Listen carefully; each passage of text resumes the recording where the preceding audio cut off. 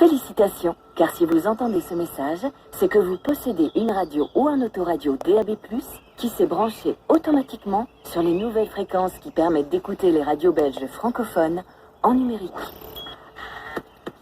Le DAB+, c'est la nouvelle technologie de diffusion pour écouter la radio partout, chez soi, au bureau ou en voiture. Le DAB+, comporte de nombreux avantages. Plus de choix, grâce à une offre radio augmentée.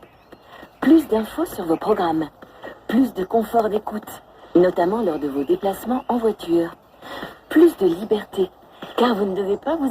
Aujourd'hui, on va retrouver ce plein soleil, alors que la température, ça remonte un petit peu au littoral. On était avec des températures un petit peu frisquettes ces derniers jours. 22 degrés pour aujourd'hui, ce sera bien. Une moyenne de 26 dans le centre du pays, 27 même de Mont-Liège, et toujours la petite exception sur l'extrême sud du pays où il fait un petit peu plus chaud, 29 degrés. Chaleur encore au menu de ce samedi, avec là des températures atteintes tous les 30 degrés, y compris sur nos plages. Lionel de Neubourg, le ciel belge sera chargé toute la journée. À direction Zaventem d'abord, où ce sont pas moins de 50 000 bagages qui sont attendus sur le départ aujourd'hui, ce vendredi. C'est l'une des 6 plus grosses journées pour l'aéroport de Bruxelles National. Au total, pour cet été, plus de 5 millions de passagers transiteront par Zaventem, et ça c'est évidemment sans compter sur ceux qui passeront par Charleroi. Et sur les routes, est-ce que ce sera aussi chargé que dans les aéroports? Alors ce sera une journée chargée, mais pas la pire. Aujourd'hui, les routes seront en orange. Et Angela Merkel suscite l'inquiétude, aussi la chancelière allemande qui a une nouvelle fois traversé une crise de tremblement cette semaine. Elle est arrivée ce matin au Japon et nous observerons bien sûr l'état de santé de la chancelière allemande. Le groupe terroriste État islamique revendique les 2 attaques survenues hier dans le centre de Tunis.